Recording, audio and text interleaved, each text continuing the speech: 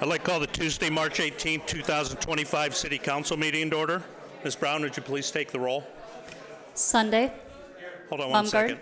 If we could have it quiet in the audience, please. Please take the roll. Sunday. Here. Mumgard. Here. Gaines. Here. Glover. Here. Fanslaw. Here. Klug. Stube. Here. Engberg. Here. Please join me in the Pledge of Allegiance.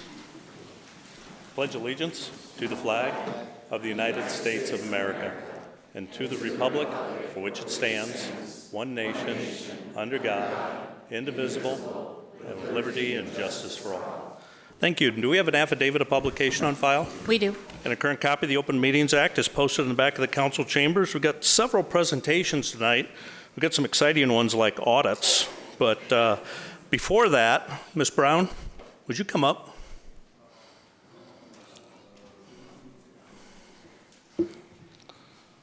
Ms. Brown's our city clerk.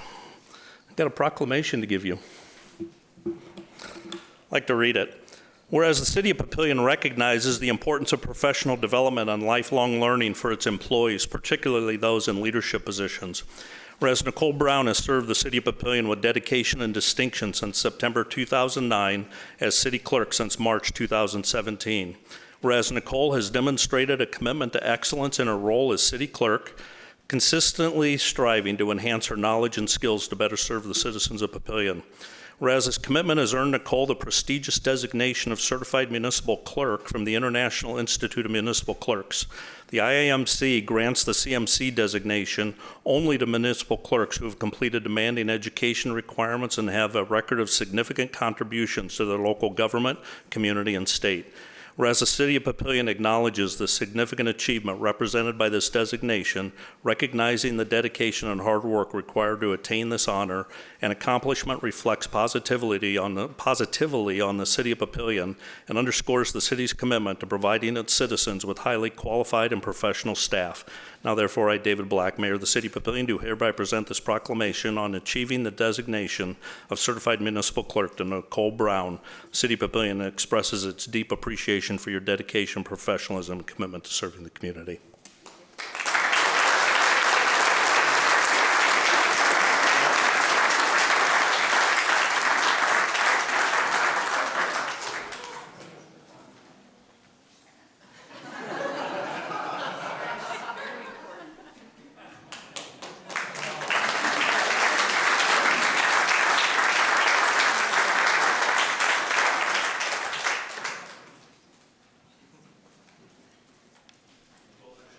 Nicole actually publishes the agenda, and she didn't know it was on there.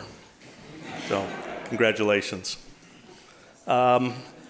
Speaking of exciting things, audit. Welcome. Thank you. Good evening, Mayor, members of the council, city staff. I also was surprised to see the attendance in high numbers for the results of the financial statement audit, but I appreciate people that love a good statement of financial position here, and so thank you again for having me. My name is Colby Jensen. I'm an audit director with Forvis Mazars, a public accounting firm here in our Omaha, Nebraska area. And I had the privilege of working with the city finance department this year in order to provide the financial statement audit on the annual comprehensive financial report. Tonight, I'd like to present the results of those financial statements, or the audit on those financial statements. As part of our audit process, we actually issue 2 opinions on the financial statements. One over the financial statements themselves, stating that they are free from material misstatement and properly reported, and so happy to report that there's a clean or unmodified opinion, noting that the financial records and financial statements of the city are properly reported. This document here that you see, this annual comprehensive financial report, is hundreds of pages. It takes a lot of hard work and dedication from the finance team, so I want to show my appreciation to the finance department here and their willingness to help throughout the audit process and hard work in order to prepare this document, as well as be recognized by the GFOA, receiving a certificate of award in excellence on their financial reporting. The second opinion we issue specifically relates to internal controls over financial reporting, as well as compliance with laws and regulations. And again, happy to report that there's a clean or unmodified opinion. So no items that rose to the level of a significant deficiency or material weakness in internal controls over financial reporting, and no instances of non-compliance or material non-compliance that would need to be reported. So kudos to the city's finance department on another successful year through the financial statement audit, and I'm happy to answer any questions. Appreciate that. Council have any questions? I want to thank you for helping put the bigger one together. It is actually puts a lot of stuff in English and gives some more information. We do put it on the website for anybody to look at, and we know people review it, so thank you very much. You're welcome. Thank you. Appreciate it. We have another presentation, Gross Sarpy, our economic development partner. Good evening. I'm used to standing room only crowds, but it's usually for a different reason. So I wanted to introduce myself. I'm Lisa Sheave. I'm the executive director for Grow Sarpy. This is the second time that I've been with you in this platform to share some updates with you. We submitted about 12 pages of reports. I'm not going to go through all of them this evening. I'm just going to give you the highlights. As one of the council members pointed out as we were riding up on the elevator, there is some zeros on our annual report. We did not land any projects in 2024, and I wanted to spend a moment as to the reason why that number is reflected that way. As some of you may know, we've had some leadership changes over the last couple of years, and when you have leadership changes, it's hard to track the work that one leader did with a company to another, and I don't want to take credit for other people's work if we didn't know if the work took place. And so while there is activity taking place in Sarpy, specifically in Papillion, I chose not to land any projects in 2024 and to just start with a clean slate. So I just wanted to take the opportunity to share that. It's not every time you want to submit a report with a giant zero, and there's more than one zero on there. So I just wanted to take a moment to be able to kind of give some color commentary around that. Some other numbers, though, that I am proud to be able to share with you is that our community engagement is up within Papillion. We've tried very hard to make sure that we have a seat at the table, that we're engaging not only with you as leaders, but as well as the business and residents here as well to hear what they need or what they're looking for. Also, in 2024, we completed 24 business retention and expansion visits in Papillion specifically. We conducted 74 total throughout the whole county, so a third of the companies that we visited with were in Papillion. Some really great findings that we were able to take through those visits I wanted to share with you this evening. Up until 2024, so this is the companies that we visited with, it was last year's calendar year, so I just want to take that into consideration because a lot has happened during the first quarter with our economy and what that looks like. So the information I'm sharing is based off of 2024. The companies that we visited with, there were no indications that anyone would be decreasing the number of employees that they have. I think that's a promising sign that things are going well within the business community. I also think it's important to note that the majority of the companies that we visited with are looking at trying to make some type of capital investment within their facilities, whether that be new production equipment, expanding facilities, adding on to their facilities. All of the majority of those indicated that they would be doing that sometime in the next 3 years. So to me, that says you're not, decreasing employment. You're looking at investing in your facilities. To me, that says that things are going well within our economy here, within the business community. And so I think that's a promising takeaway, especially when I'm reporting on zero landed projects. So a couple other things that I wanted to share with you. A few weeks ago, we celebrated our 50th anniversary. So our organization has been around for 50 years, and I think it's been great to be able to showcase the work that we started with and where we are today. So thank you to those who were in attendance to help us celebrate. And then lastly, you've heard us talk about our construction kit program. It's going into its 5th year. We give out around 1,200 construction kits to all of our school districts within Sarpy County. And due to the success of the program, as well as the financial support we received, it typically has been a first semester only program, and we're now taking it into a second semester program as well. So at the end of April, we're going to be holding a trades day at the Sarpy County Fairgrounds, where all of our school districts will have the opportunity to send students in high school to participate in a variety of construction-related career opportunities so that they can learn about what's here and what's available to them. So the hope is this is our 4th year with the construction kits. If we're working with maybe juniors and seniors, they've had an opportunity to get familiar with the program. And so this is a great opportunity to reconnect with them a few years later. So that's what I wanted to share with you this evening. If you have questions on any of the reports or any of the information I shared tonight, I'd be happy to go further. Appreciate it. Thank you. Any council? Mr. Mumgarden. Okay, I've got a general question. I see that your report says you had 24 business retention and expansion visits. Why are businesses that are coming down and talking to you about the possibility of coming to Papillion, what are they saying that attracts them to Papillion?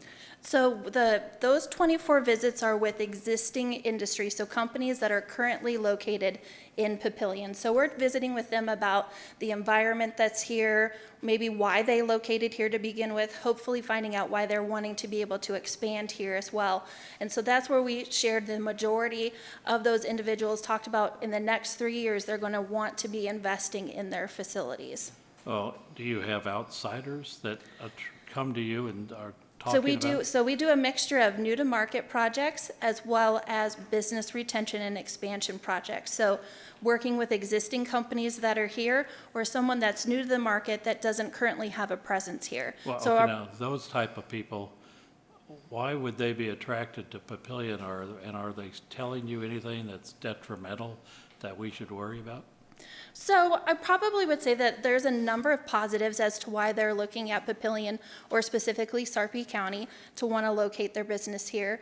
It's the fastest growing county in the state of Nebraska. I would say the same for them from the community. So everyone's looking for access to quality labor, and I think that that's in abundance within this area. So I think that's one attribute as to the reason why. I think one of the other reasons why companies are wanting to locate here is we do have close proximity to a great network of transportation systems. So between those variety of things, you're able to move a product out to the coast within close to 2 days almost.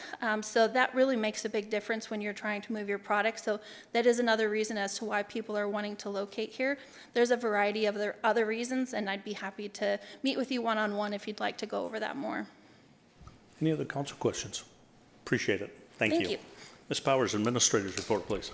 Thank you, and I will make this brief. Again, just a quick congratulations, Nicole. That's a huge accomplishment, and to underscore how hard it is to hide it from the person that sets the agenda, I think we succeeded tonight. So really quick, reconstruction of the Fricky Field parking lot is occurring now. They're doing it in 2 phases, so currently half of it is being reconstructed while you can park in the other half, and then they'll switch.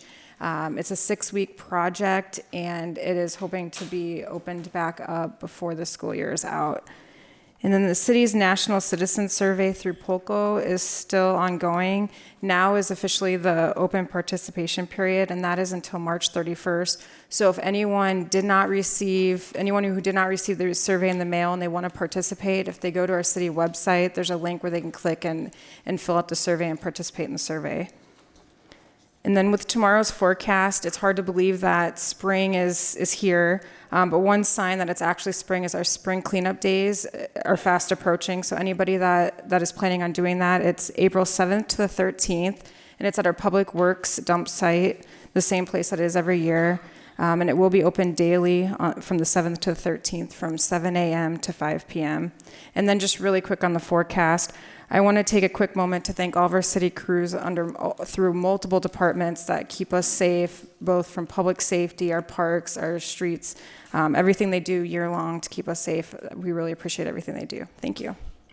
Thank you. Do we have a motion to approve the consent agenda? Motion by Councilman Gaines, second by Councilman Glover. Any proponents or opponents? Council discussion? Please vote. 7 yeas, 0 nays. Motion passes. Next is item D1, ordinance 2052, an ordinance to modify existing water minimum rates, commodity charges, and surcharges. Is there a councilman will introduce? Introduced by Councilman Ingberg.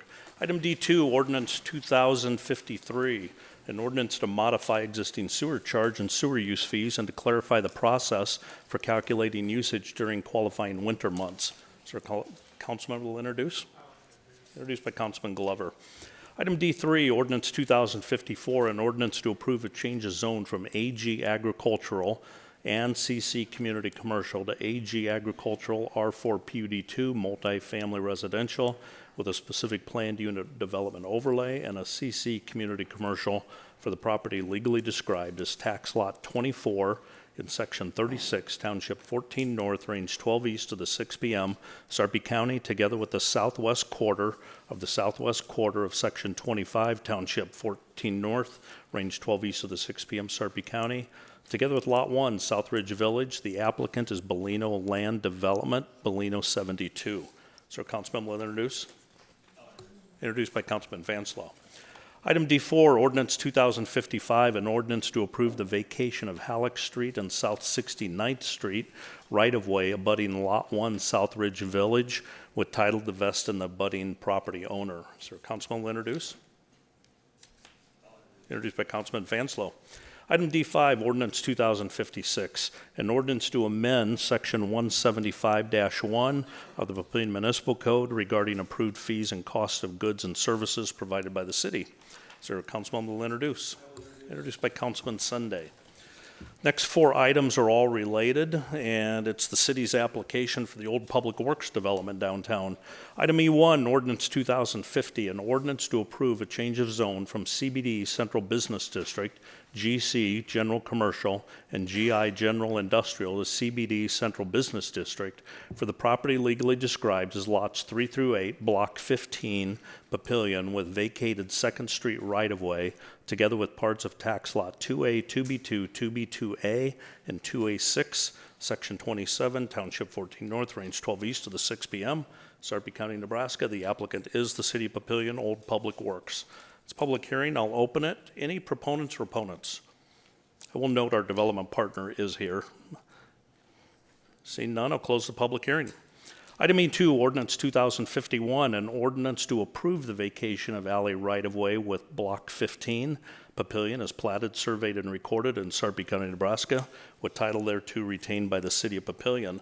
It's a public hearing. I'll open it. Any proponents or opponents? Close the public hearing.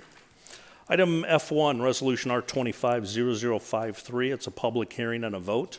A resolution to approve adoption of the Downtown Papillion Redevelopment Plan pursuant to the Nebraska Community Development Law. It's a public hearing. Any proponents or opponents? Close the public hearing. Is there a motion to approve Resolution R250053? Motion by Councilman Ingberg, second by Councilman Stube. Any council discussion? Please vote.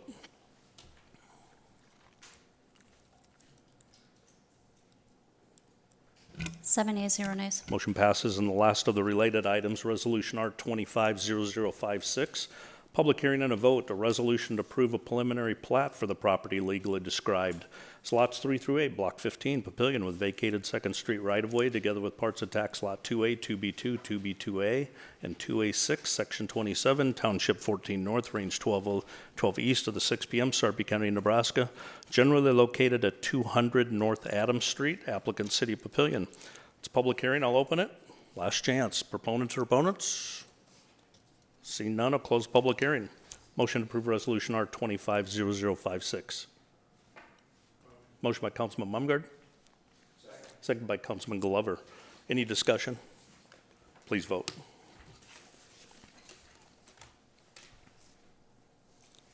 Seven ayes, 0 nays. Motion passes.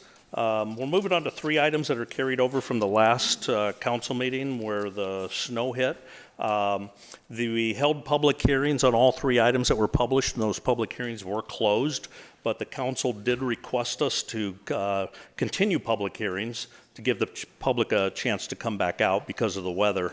Now you're here, we're going to have a blizzard tomorrow. Luckily, it's not tonight, so we won't be in a hurry. But I do want to, on all 3 items, since we had the public hearing already, and at the last meeting we gave everybody 3 minutes, we'll follow those same rules to be fair. All of the items in the record do carry over, so if you spoke at the first public hearing, that's already in the record. Don't necessarily need to get back up, especially with the volume of people we have, give others the chance. And so with the 3 minutes, at 2 minutes, I'll just say 1 minute, and at 3 minutes, I'll just say say time and just kind of wrap up your thought.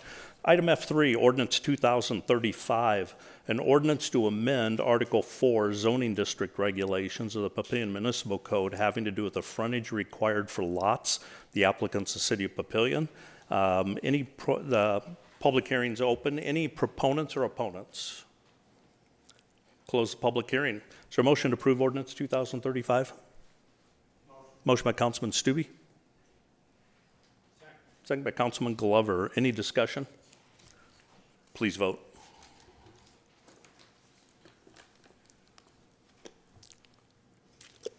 Six yeas, 1 nay by Fanslow.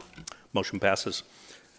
Item F4, Ordinance 2048, an ordinance to amend Chapter 85 Animals to amend Section 85-1 definitions of Article 1 definitions, Section 85-6 prohibited keeping of animals of Article 2 general provisions, and Section 85-14B of Article 3 dogs and cats, and to renumber Article 7 enforcement violations and penalties as Article 8 enforcement violations and penalties, to create Section Article 7 chickens, all to adopt regulations for the keeping and licensing of chickens submitted by Councilman Gaines.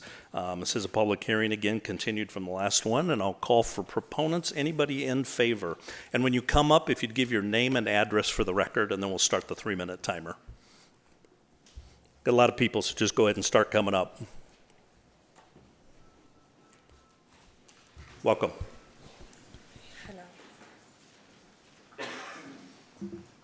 My name is Maria Hage, M-A-R-I-A-H-A-G-E, and I come here as a Papillionaire. I ask of all of you to hear our voices today and to represent us, you, our council members, and us, your constituents. I support keeping chickens in Papillion.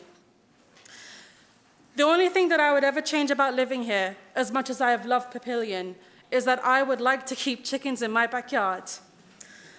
You already know the many benefits, and you will hear those today from all the people behind me who are proponents, and there are many of them.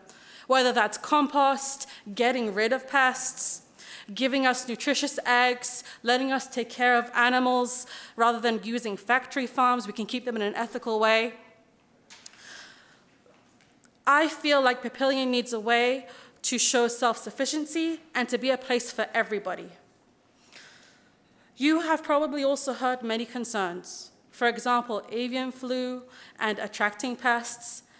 And I ask you to look at the ordinance. It proposes that we introduce licensing, that we introduce regulations, and this gives you the opportunity to control how we can keep chickens. This allows us to make Papillion a place for everybody. It doesn't have to just be, oh, we're going to just keep chickens and it's going to be a mess. No, this ordinance specifically proposes that we keep ethical conditions, safe conditions, and clean conditions. And it gives the city council permission to decide those regulations. So I hope you hear our voices today. I hope you see us all as Papillionaires and that this place is for everybody. Thank you. Thank you.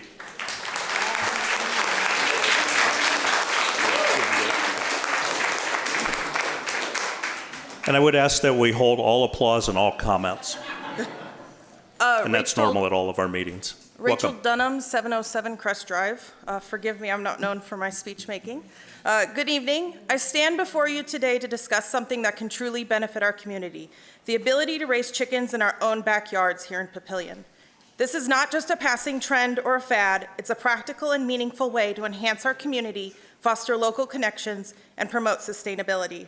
First, let's talk about community. Raising chickens isn't just about having fresh eggs, it's about building relationships. Whether it's sharing eggs, offering advice, or simply connecting over a shared interest, chickens provide a unique opportunity to strengthen neighborhood bonds. In a world where many of us feel isolated, chickens can help bridge the gap and build stronger, more engaged communities, fostering a sense of camaraderie and cooperation. It's a small step that can lead to big changes in how we connect with those around us. Chickens can also be a powerful tool for education. For children, caring for chickens is a hands-on way to learn responsibility and where their food truly comes from. It teaches them the cycle of life, how to care for animals, and how to respect the food that sustains us. It's more than just chickens. It's about giving our kids tools to understand and appreciate the world around them. Allowing chickens also supports our local food systems. By raising our own chickens, we reduce the need for mass-produced, factory-farmed eggs that comes with significant environmental and ethical concerns. We're able to enjoy fresh, local eggs while reducing our carbon footprint. This is not only a benefit to the environment, but also helps support the local economy by encouraging neighbors to share resources and buy local. Lastly, let's not forget the cultural aspect. As we move towards a more sustainable and connected future, chickens symbolize a return to a simpler, more self-sufficient way of life. They represent a shift towards embracing local resources, reducing waste, and becoming more engaged with our environment. It's not about having a backyard pet, it's about embracing a lifestyle that aligns with our values of community, sustainability, and responsibility. A lifestyle that Omaha, Lincoln, and even Bellevue have been enjoying for years. By allowing chickens, we're not just giving individuals the freedom to raise a few birds, we're nurturing a community that is more connected, resilient, and environmentally conscious. I say again that this isn't just a trend. This is about building a better Papillion, one egg at a time. Thank you. Thank you. Next, please. Welcome.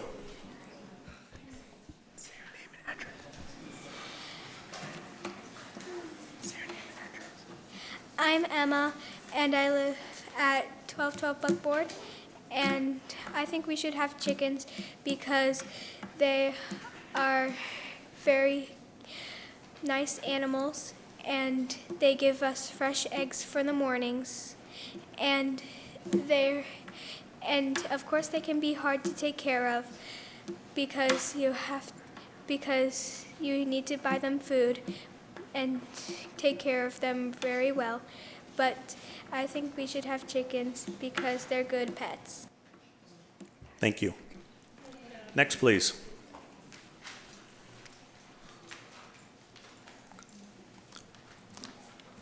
And if you want to line up, that would work too. Whatever makes you most comfortable. There's quite a few though. Go ahead. My name is Shelby Zivney. I live at 838 Gale Street. I'm a proponent for this ordinance. For those of you that don't know, I was standing here 12 years ago. I was actually in Emma's position. I was the poster child for backyard chickens when this hit the first time. My face was in the news, my name and my quotes were in newspapers all over the country. Created quite a buzz. I liked being popular. I boasted about it to my friends. But despite all of that, it unfortunately failed then. So I find myself standing here again. Frustrating that we're having the same discussion and disappointed by all of the missed opportunities. So tonight I urge you to correct your mistake. My speech in 2012 was naive and juvenile, and I was meant to pull at your heartstrings, but that was 13 years ago, so I'm an adult now with an adult perspective. During the day, I'm a graphic designer and a visual designer, and a process that I use in my job every day is called design thinking, and that may sound like jargon, but it is a process that can be used to evaluate and solve just about any problem.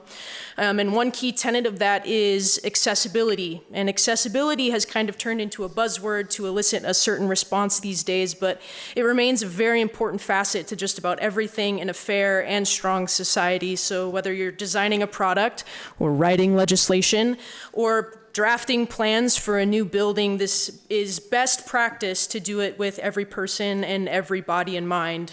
For example, your smartphone is a perfect example of designing for accessibility. Essentially, you can make the choice on whether you want to use your phone the way it is right out of the box only to make calls, or whether you use it to manage your schedule and send you reminders for your appointments and send you texts while you're driving. Every person has access to utilize their phone to fit their own individual needs, and that is the root of accessibility, access. Accessibility matters. Backyard chickens offer families an affordable way to have access to fresh, healthy, and sustainable food. Not every family in our city has the means to buy high-quality eggs from stores or local markets, especially with the average price of eggs in our state now climbing between $6 and $8 a dozen. For them, raising chickens could make all of the difference. This is about equity, which seems to be another buzzword that grinds some gears these days, but is equally important to a strong and fair society. This ordinance is also about sustainability and personal freedom. As a country and as a human population, we talk about reducing food waste all the time. Chickens are just one more step to create a more sustainable urban and suburban ecosystem. These are tangible benefits, not hypotheticals. Since I'm running out of time, I'll move on to some of my data here. But one of the big dissenter arguments is that we would just turn into a farm, and that's not the case. In Douglas County, where backyard chickens are permitted, only 158 permits have been pulled to date, and that is out of a population of 589,540 people. Time. So when you crunch those numbers, it only comes out to about 0.0002%. And even if you times that by 100, that is still less than 1% of the population. So it is statistically improbable that Papillion would turn into run amok with chickens and other farm animals. I had other stuff, but that's my time, so thank you. Thank you very much. Next, please.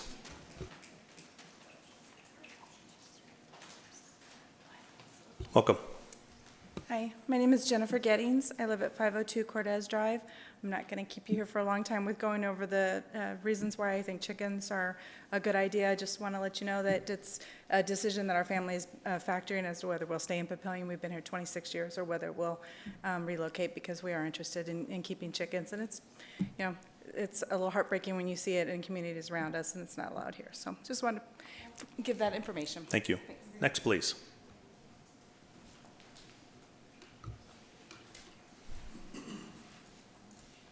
Welcome. Thank you. I also won't take up too much of your time. I won't repeat all of the excellent points made by the other proponents that have presented. I just wanted to say my grandparents... Can you give your name and address, please? Oh, so sorry. No problem. My name is Alice Swartz, S-W-A-R-T-Z. I live at 1310 Redfern Circle. That was a house that my grandparents lived in for the last 40 years. I recently bought it upon their passing. They raised a family in that home. It's a very important home to us. We love Papillion. I grew up coming to their house, seeing the heart of Papillion, and I'm really excited to continue their legacy here. And I think chickens, as I'm looking at my future, raising a family, growing a garden, and being a sustainable member of this community, I think chickens are a key aspect of that, and I really hope that we can add that to our tools that we have as we're looking to be sustainable for the future. Thank you. Thank you. Next, please. Anybody else?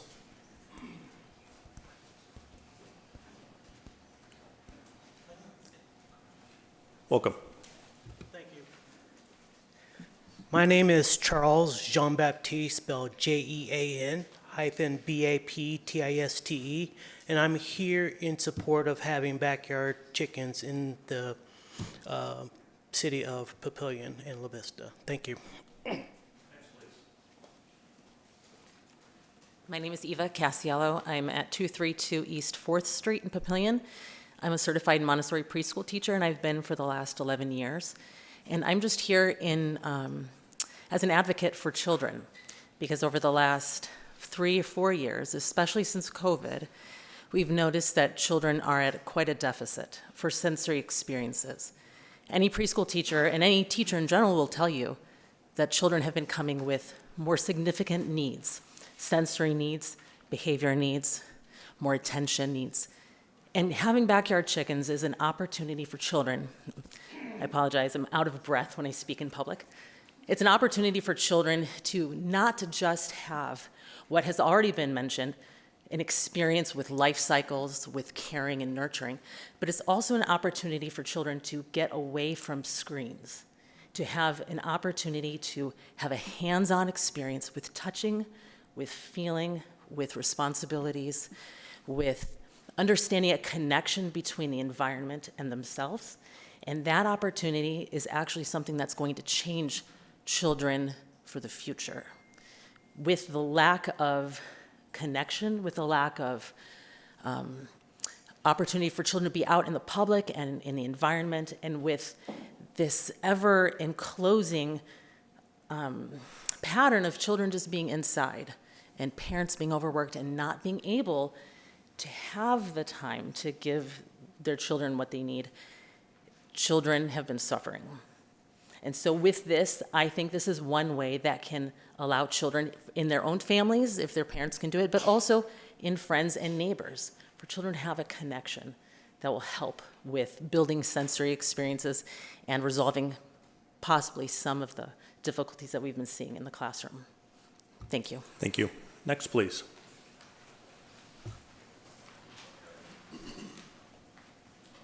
Anybody else? Hello, I'm Zach Dolduris, spelled Delta Oscar Lima, Delta Oscar Uniform, Romeo Alpha Sierra, and I live at 806 Evergreen Drive. I'm in support of this because I want to instill some values into my children, such as self-sufficiency and responsibility. I believe this is one of the clearest ways I can teach my children to be more responsible, to be more self-sufficient. And I think they're gonna. I think they would love to have some chickens running around in the backyard. That's all I had to say. Thank you very much for your time. Thank you. Anybody else?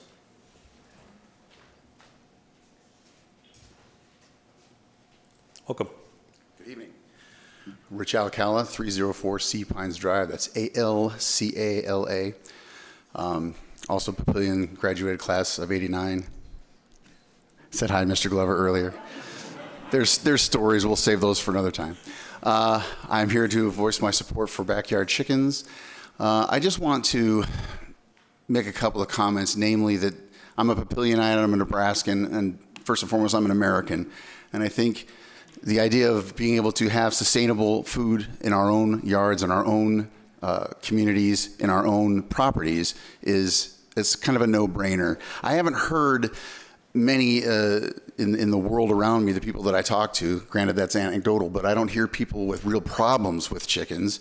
I hear all kinds of excellent suggestions from people as to why they're a good idea. My suggestion is that there's really no bad thing about this. There's no good reason to say no to this. And Gretna hasn't blown up, Bellevue hasn't blown up, Omaha hasn't blown up. What do they have in common? They have chickens. They allow that. I say to you that the idea to me is that we need to be all about as much freedom as we possibly can. And so I would say vote for freedom, do the right thing, vote for chickens. Thank you so much, and God bless you. Thank you. Anybody else? Welcome. Hi, my name is Nalyn Rogers. I live at 1506 Applewood Drive. I support backyard chickens, and not only that, but I'm supporting the younger generation, and I think that's I think we should embrace the responsibilities of having backyard chickens and the experiences of it, and I think there would just be a lot of cool experiences. Welcome. Anybody else? Going once. Welcome. Hello, my name is Daniel Hevey, H-E-A, Victor Echo Yankee. Sorry, I'm very nervous. Address, please. 802 Monarch. Thanks. I moved to Papillion about a year ago. Absolutely love it. I very dislike going to Omaha. The streets are terrible. Chickens are great. I am a big supporter of bees, so bees and chickens go together. Hopefully in the future we may have bees as well. Thank you. Thank you. Anybody else?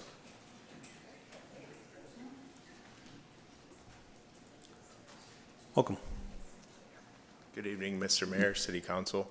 My name is John Wynn, 819 Juniper Circle. I'm in front of you guys today just as a proponent of the allowance of chickens. I have kind of a unique perspective. I recruit, hire, manage, and ultimately end up writing reference letters or firing young people every summer. One common denominator my best employees always have, sorry, I'm a little nervous. My best employees always have the common denominator, they're all farm kids. My farm kids are always awesome. I take them back every year. I write reference letters to them. I don't have the ability to raise my kids on a farm, but I do have 2 kids, and I want them to have those same attributes. By allowing chickens, I think it will give some of that responsibility to my kids. So they can be raised to be similar to these amazing kids I hire every year. So kind of a unique perspective on it. I think this is good for young people and, you know, all the other reasons these folks have spoke about too. That's all I've got. Thank you very much. Anybody else? Welcome.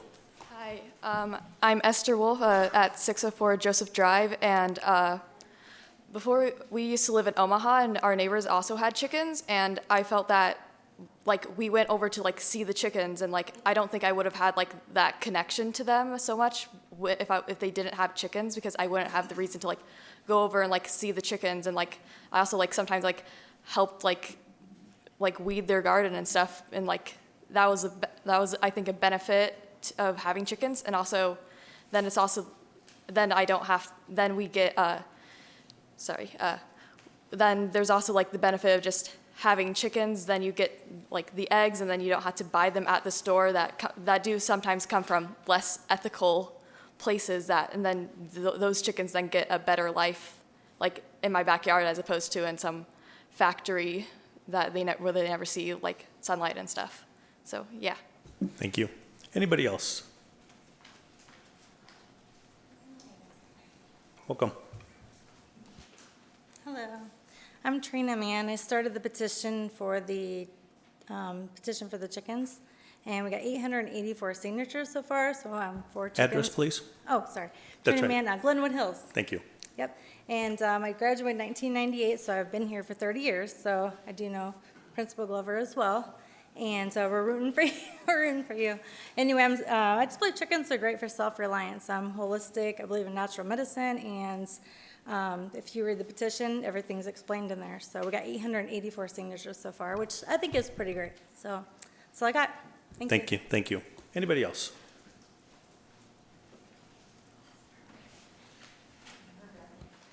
Hi, my name is Amy Rogers. I'm at 1506 Applewood Drive. I just wanted to say a lot of benefits have been proclaimed here tonight, but I will just really quickly say we are a military family. We came from California. In California, freedoms are being stripped away left and right, and we thought of Nebraska as a breath of fresh air where we can have room and we can have more freedoms, and we hope that the passing of this would just be one more of those freedoms. Thank you. Thank you.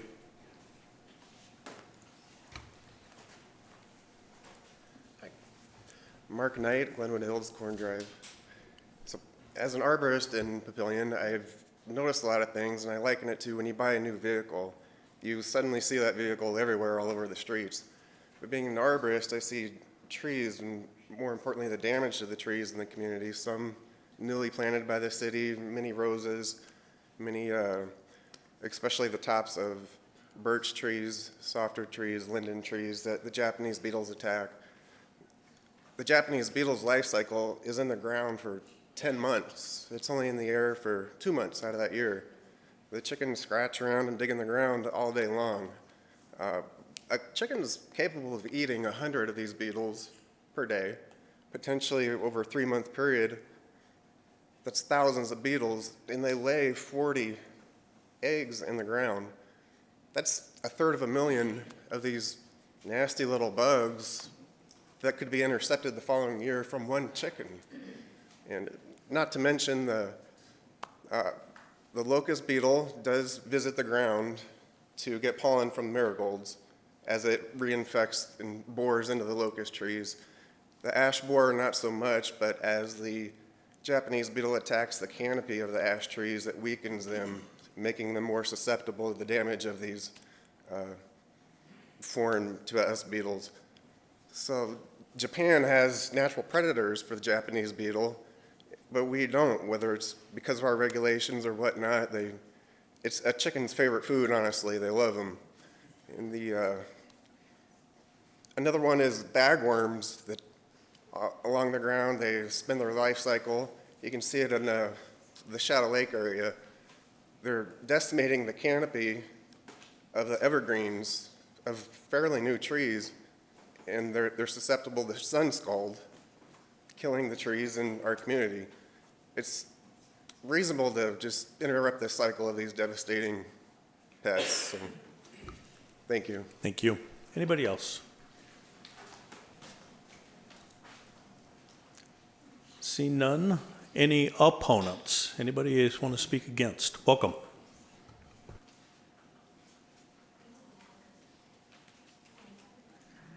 Mayor, Council, Joe Chase, Center 2 Mackenzie Drive. I just had a couple notes. I've been kind of following this, and I just wanted to bring these up so we can at least get them in the ordinance if we do pass it. I'd like to be there to be a restriction that there isn't any licenses in any multifamily. Apartment complexes, the fourplexes, just, it's probably not a good place for that. Also, landlords must be given the opportunity to say no, that they don't want chickens in their rental properties. So if somebody rents a house, they have to get the landlord's permission. The city of Papillion's done a really good job of really working hard to create an excellent building department that really follows a lot of rules and stuff. I just hope that if we allow people to build chicken coops in their backyard, they're built safely. And if they have wire for incubators, there's not an extension cord running across the backyard to the incubator and creating an electrical hazard. And then finally, I was president of a homeowners association for 10 years. And outbuildings in the homeowners association that I was in were illegal. So chicken coops will not be allowed there. So people need to know that even if the city does pass chicken coops, that many homeowners associations will not let you have them because they're considered an outbuilding. So people need to be made aware that this isn't, just because the city says it, okay, it's not they've got to follow the other rules in the neighborhoods that they live. So thanks for your time. Have a good night. Thank you. Any other opponents or neutral? Seeing none, I'll close the public hearing. Is there a motion to approve ordinance 2035? Motion by Councilman Gaines. Second by Councilman Sunday. Any council discussion? Mr. Gaines. So the first thing I want to touch on is a lot of people thanked me for this ordinance, but it's actually Mr. Gibbons and Ms. Hutter that wrote this ordinance. I just came with the ideas. So I really want to appreciate your guys' hard work and research into this. Approximately, I'm going to say about 10 years ago is when this started for me. Well, it started before I was elected, and I heard what the council said. And I would just ask the council members that were present then and the ones that are new to hear me, because I've tried to put together an ordinance that addresses every one of your concerns. As you've heard me say over and over and over again, I think Papillion's special. So just because Omaha has it or somebody else has it doesn't mean that we have to have it here. And also, if we're going to allow backyard chickens here, I wanted to make sure that our ordinance was up to Papillion standards. So when we sat here before and we discussed it, safety was a concern. And one of the concerns were diseases. We had a veterinarian come up and give testimony during the public hearing last time that it's as simple as educating people on proper washing their hands, just like when you handle raw meats or raw chickens. When you go out and you handle your pet's chicken, you come back in, you wash your hands. Prevent salmonella, would prevent the avian flu. Some of the other things were rodents, is that many council members thought that maybe this was going to create a rodent problem. And the reality of it is that chickens eat mice and chickens eat small rats. And so while the food may create, may cause some mice to come to a chicken coop, that's just extra food for the chickens. Another issue that came up was predators. And these predators exist in our community already. The raccoons, the possums. My Ring camera goes off continuously with possums crossing my backyard, raccoons. These things exist already. And so it's not going to attract a bunch of things that are not indigenous to the area just for the 50 homes that get chicken coops. They're already here. And so what I wanted to do to make this ordinance special was I want to ensure that the neighbors aren't exposed to nuisance, the neighbors aren't exposed to disease.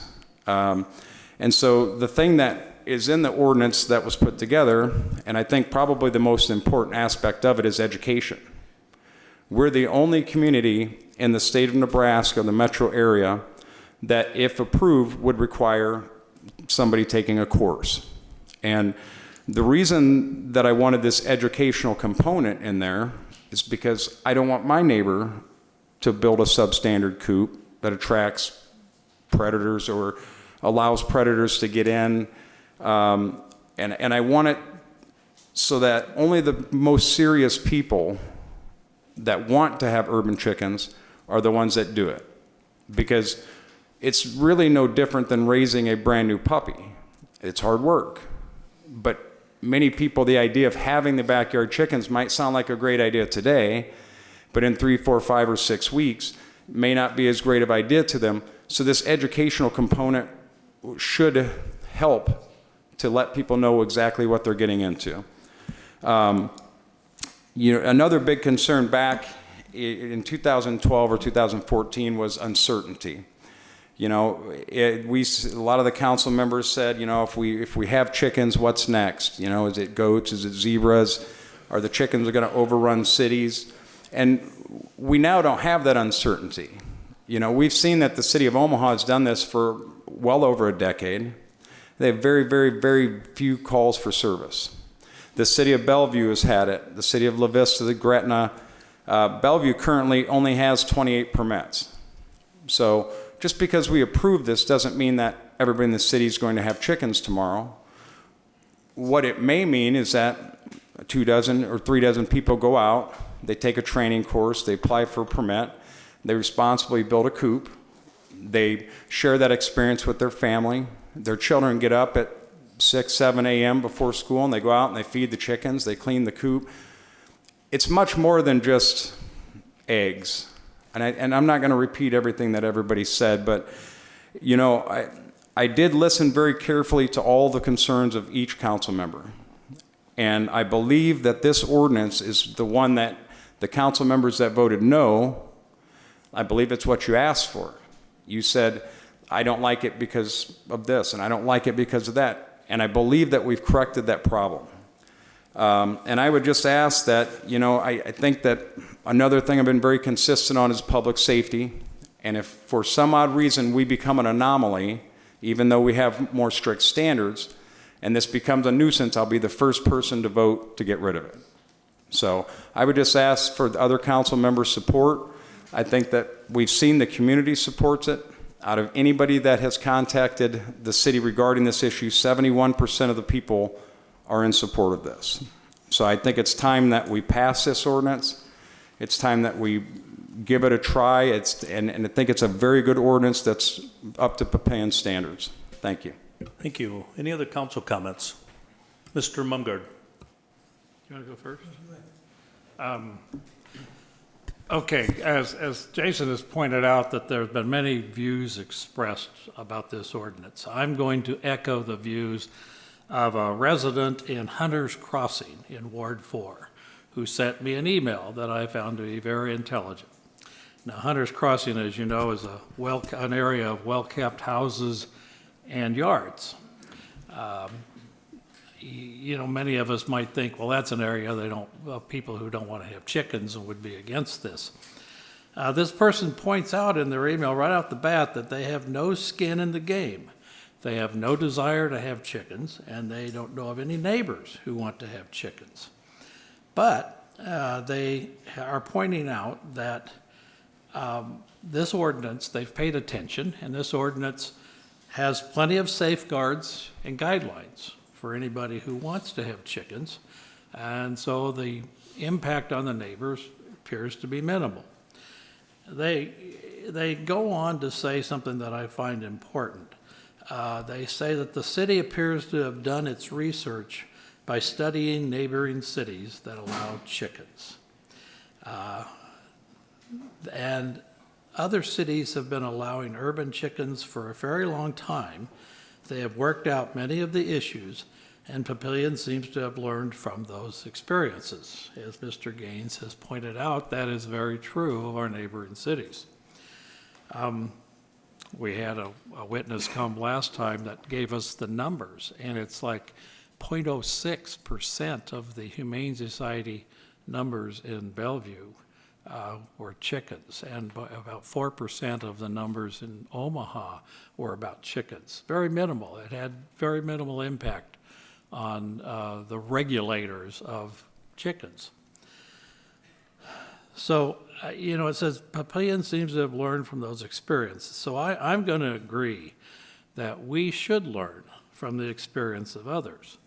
I point out, and I sit and recognize that a majority of the areas that I represent in Ward 4 have covenants that prohibit chickens. As Joe Chase has pointed out, that is true, and those covenants can be enforced. And I know it's more difficult to enforce a covenant than it is to enforce an ordinance, but nonetheless, these areas that I represent have, said no, they're not going to have chickens. I'll go back 12 years ago.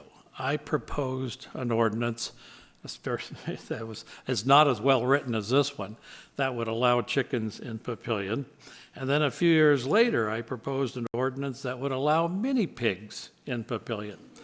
Both of those ordinances failed, so that might be an indication of my wisdom, but nonetheless, I've had 2 re-election campaigns since then, and I can tell you that the views I expressed on chickens and mini pigs and the proposed ordinances that I supported never came up in any of those election campaigns.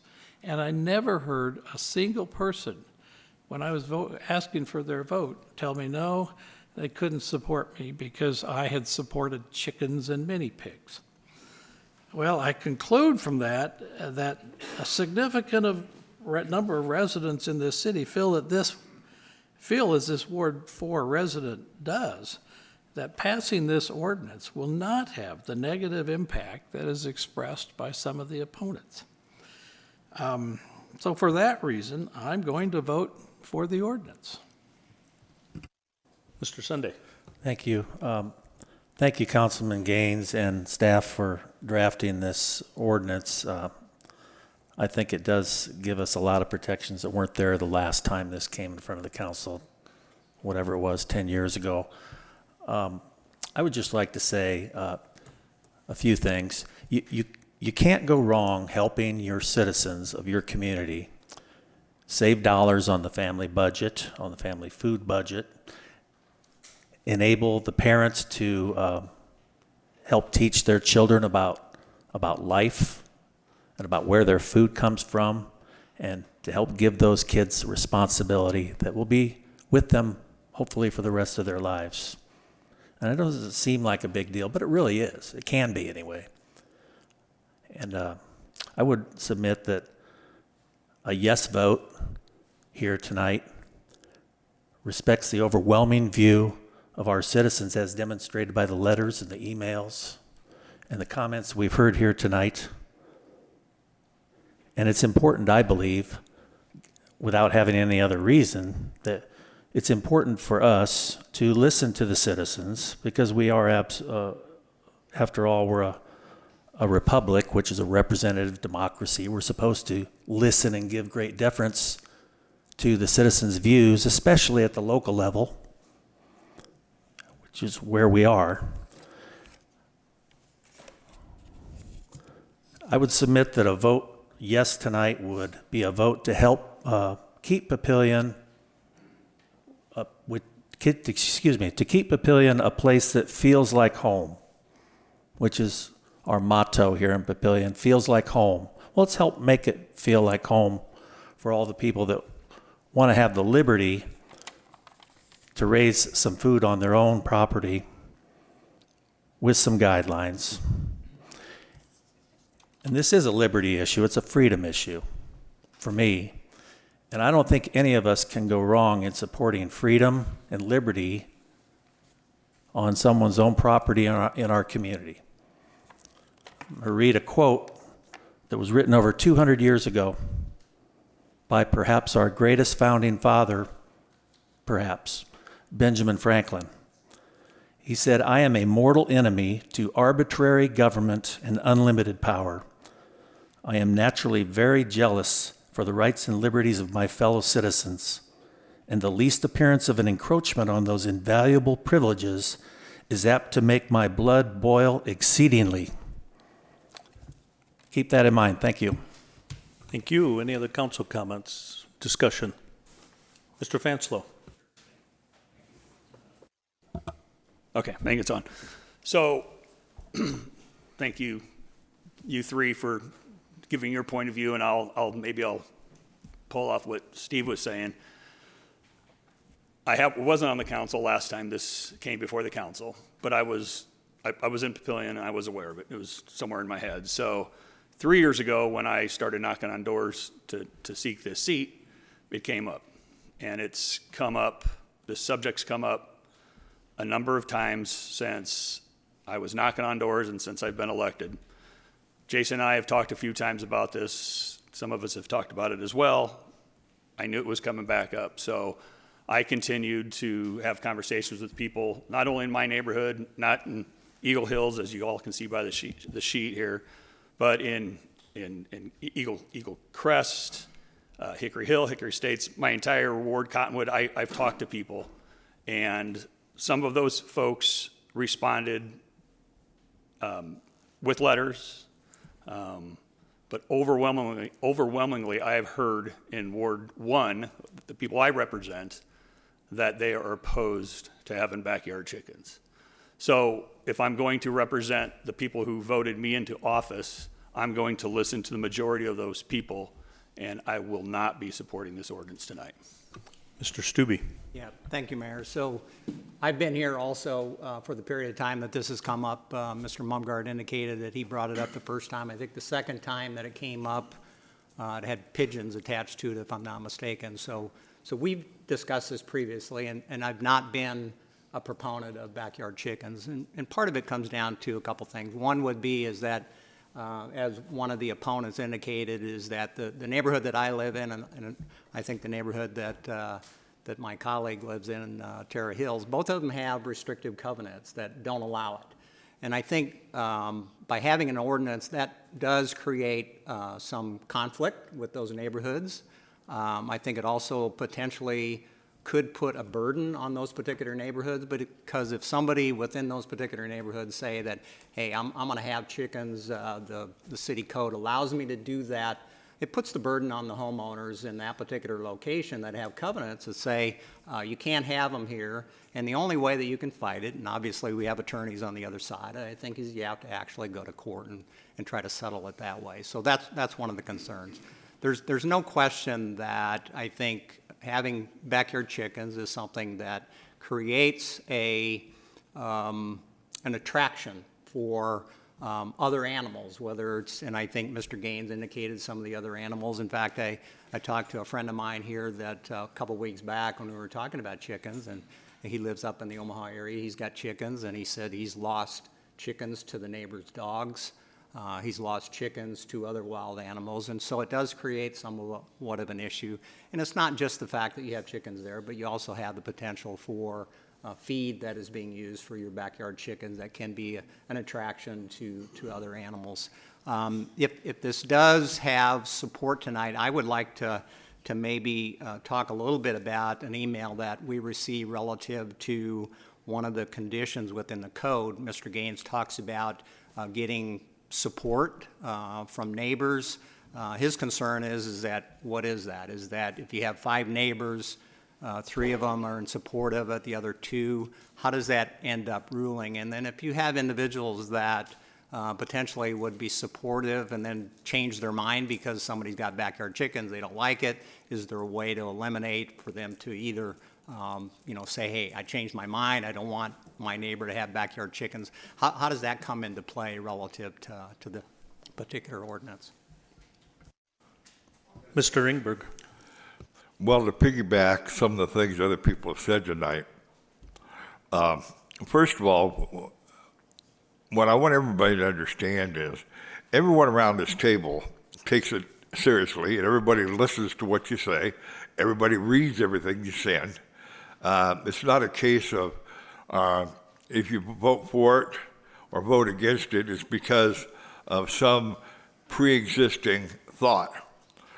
I voted on this more than twice, I'm sure. And I will say this ordinance is an improvement over the one we had in 2012. But as Councilman Stubbe said, there's a couple other things I wish it had in it.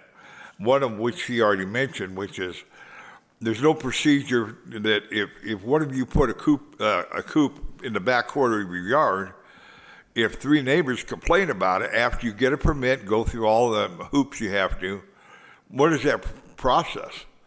Is it one person complain? Is that take away your permit? Is it 3 people? What is that process? And it doesn't really go into any enforcement of that and who's going to do it.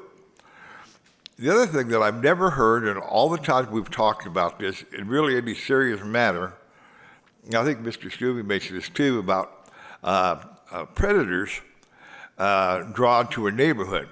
Now, people will sit here and poo-poo that and say, well, we already have raccoons in our neighborhood. We already have some of these predators in our neighborhood, and that's correct. But on the other hand, when I do research for things, I check with the neighboring communities, obviously, but I also check with other places that allow certain things like urban chickens.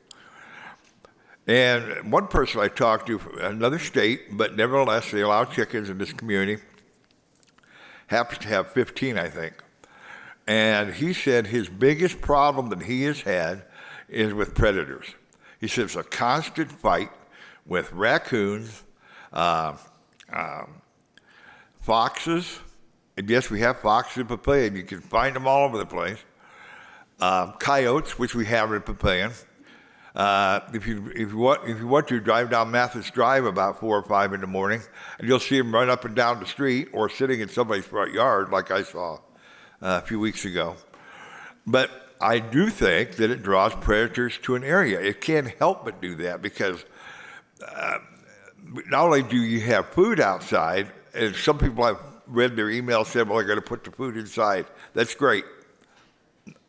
But on the other hand, just the fact that you have chickens, you are going to draw some predators. Now, if you don't care about that, that's your business, and I respect your thought about it, but that has some concern for me.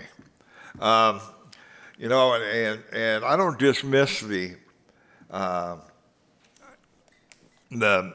case has been made by Councilman Sunday that about freedom and so forth, and I'm in favor of property rights.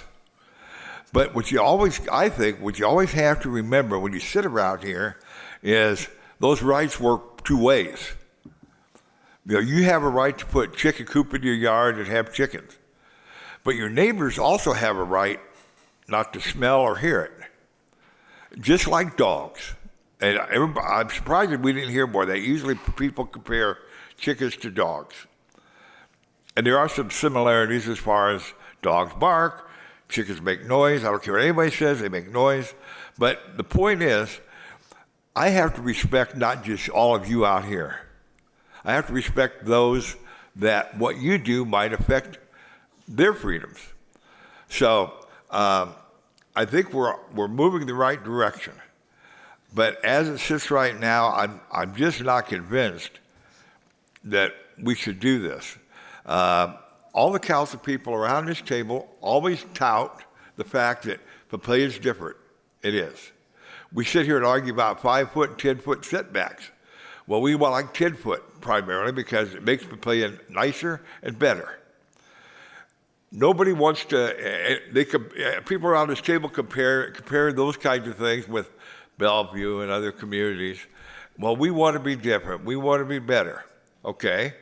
Well, then we sit around and talk about this issue. All of a sudden, that goes out the window. We want to be like all the communities around us. So which is it? You know, you want to be special and not be like everybody else. But when it comes to this issue, you want to be like everybody else. So I respect everybody's passion. I respect everybody who took the time and the effort to send emails, to come up here and talk and give us their opinion. I respect that more than you know. On the other hand, bear in mind, I hope you do, when it comes to issues like this, you also have to pay attention when somebody uses a word like overwhelming support. I guess I always stop and think, well, if there's 25,000 people live in cities proper and 80 people support something that we're aware of, is that overwhelming support? You know, the other thing that we have to remember sometimes is my ward probably is more likely to have chickens than most of the other wards, probably, because we have an older neighborhoods, older houses and buildings, and so it probably would more likely have chickens if we allow it.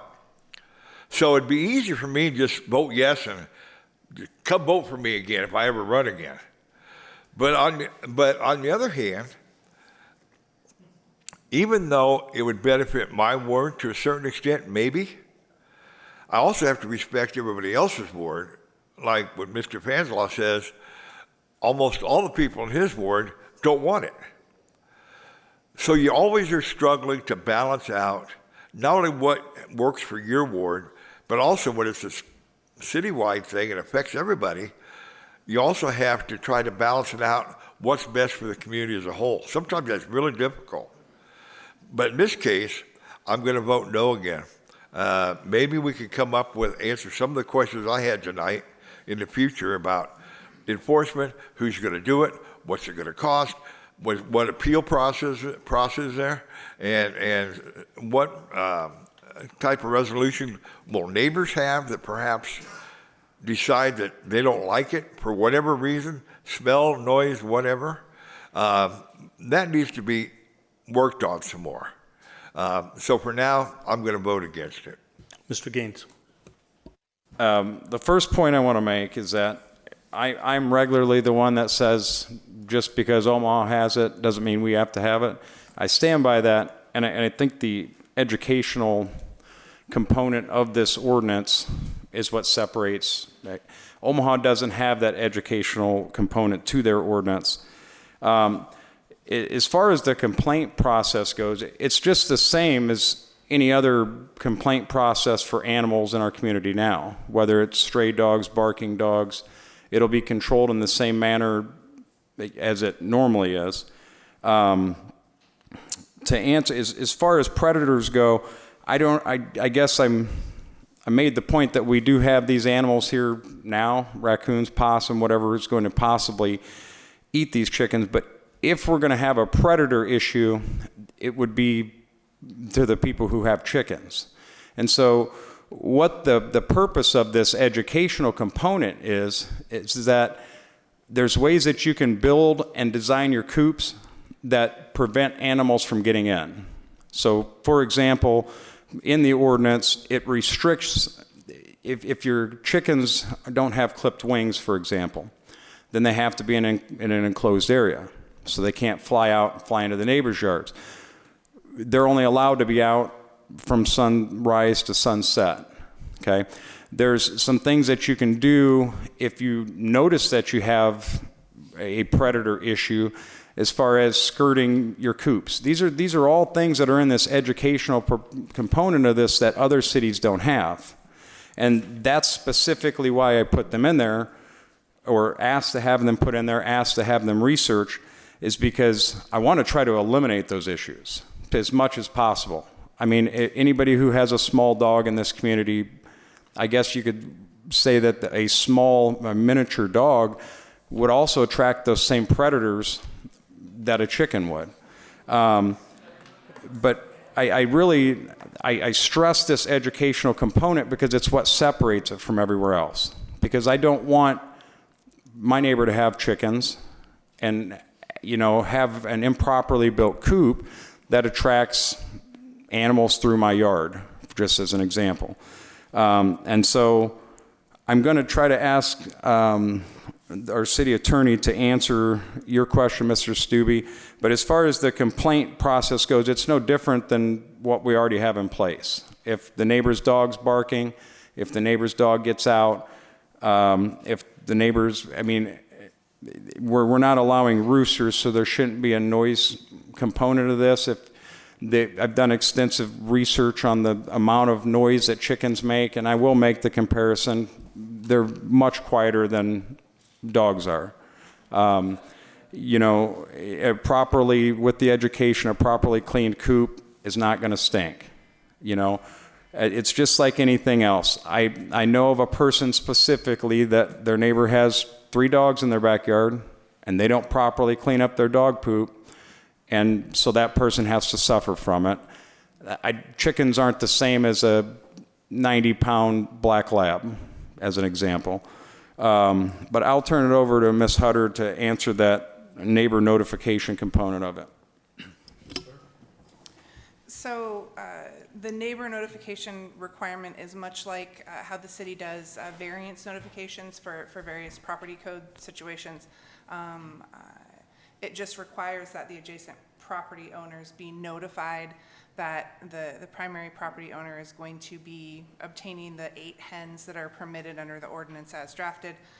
It doesn't specifically allow for an objection from the neighboring property owner to then turn into a denial of the license to obtain chickens under the ordinance as currently drafted. Does that answer everyone's question? Mr. Glover. Yeah. First of all, this has been a great meeting. The comments and the passion and the number of ex-students that hopefully I had some positive experiences with when we were at high school. But I'm also from Ward 1, and the majority of the comments I hear from people is that they don't want the chickens. I worry about, we're much further along tonight than we've ever been in this whole process and people supporting it and maybes. And I'm one of those maybes at this point. But when it comes down to it, we're looking at approving new developments with 5-foot setbacks, homes that are closer than most of yours are by half, and then wondering how that would work with chicken coops and people cleaning their chicken coops and stuff, because there's no doubt about it.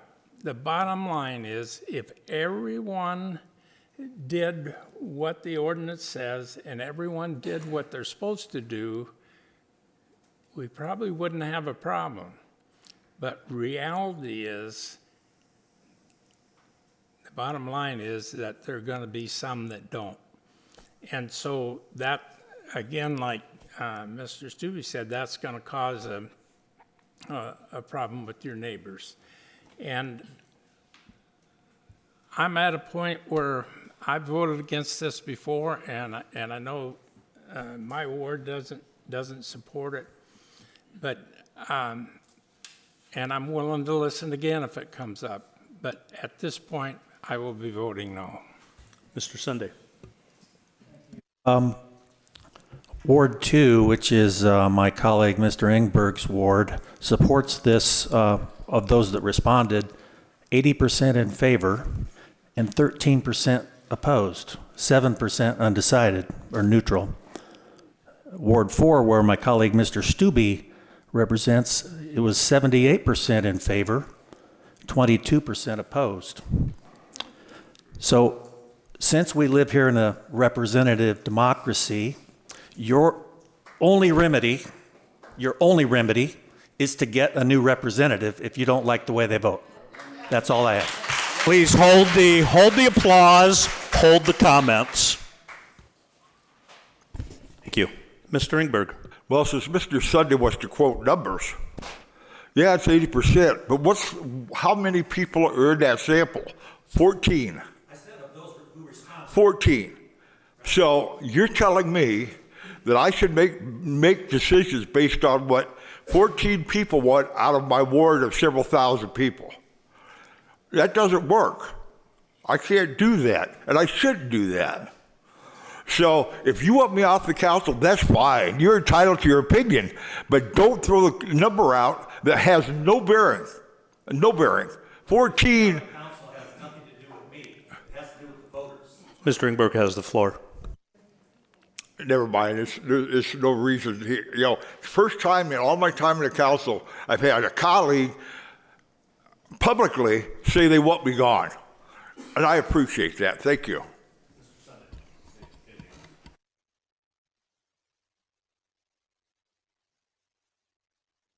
Any other council discussion? If not, please vote.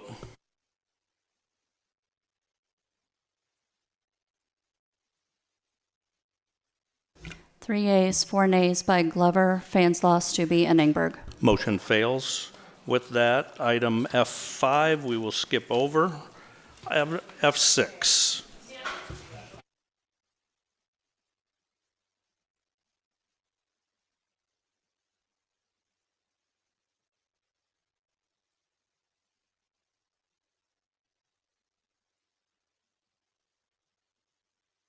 Item F5, Resolution R250059, a resolution to approve amendments to the master fee schedule regarding golf fees to adopt language consistent with Nebraska state statute and to clean up existing language. Is there a motion to approve Resolution R250059? Motion by Councilman Glover. Second by Councilman Gaines. Any proponents or opponents? Council discussion? Please vote. 7 yeas, 0 nays. Motion passes. Item F6, Resolution R250061, a resolution to approve the AIA contract and guaranteed maximum price with Sampson Construction as construction manager at risk for the Papillion Department Expansion Renovation Project. Is there a motion to approve Resolution R250061? Motion by Councilman Glover. Second by Councilman Fanslow. Any proponents or opponents? Council discussion? Please vote. 7 yeas, 0 nays. Motion passes. Item F7, Ordinance 2049, an ordinance to amend Section 175-8 of the Papillion Municipal Code regarding telecommunications occupation tax to coincide with amendments to Nebraska Revised Statute 86704. This is also a continued hearing from last week. Are there any proponents or opponents? Council discussion? I'll close the public hearing. Is there a motion to approve Ordinance 2049?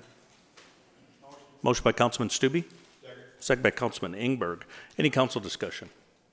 Please vote. 7 yeas, 0 nays. Motion passes. It's all the regular agenda items. Committees, the Audit Ad Hoc Committee met. I believe Mr. Ingberg's the chair. Thank you, Mayor. Just briefly, the committee met with 4 of us Nazars, with Colby, who was here earlier, who reviewed in depth the audit material, and what she reported was what we talked about. Thank you. Any comments from the floor? Welcome. If you'd state your name and address for the record. Rachel Dunham, 707 Crest Drive. I don't like my neighbor's dogs. And you know what? She has them legally, she cares for them legally, and I respect her freedom. You want to say that, oh, we don't want to be like Omaha? We're not like Omaha. This ordinance has been stated and has multiple stipulations on it that would make us better than Omaha, better than Bellevue, better than Lincoln, Gretna, La Vista, Ralston, I think. I'm not really sure about the Ralston one. But to just say that, oh, well, I don't think I would like my neighbor's chickens, I don't like my neighbor's dogs, but I respect her right and her freedom to have them legally. Thank you. Any other comments from the floor? See none. Council comments? Mr. Gaines. So during discussion, I appreciate, Mr. Stube, your questions and your concerns, Mr. Ingberg and Mr. Glover. The one thing that I picked up out of all 3 of your comments is that there might be a place that we can meet to make this the rest of the way whole, because I'm not going to give up on the issue, because like I said, well, I'll never have chickens. I think it's important. And so I would just like to publicly on the record invite all 3 of you, whether it's here or somewhere else, to sit down with me and help me to complete this, because my goal really was tonight to put together an ordinance that everybody supported. And I appreciate all three of your opinions on it, but I want to make it so that we can make it happen, even if it's an extremely restrictive ordinance, and that's what it takes to get it through. But I'm saying it now so it's on the record, I'd like to publicly invite all of you guys to discuss this and see if maybe there's something we can do to come to an agreement to get this to pass at some point. And I appreciate your time tonight. Mr. Sunday.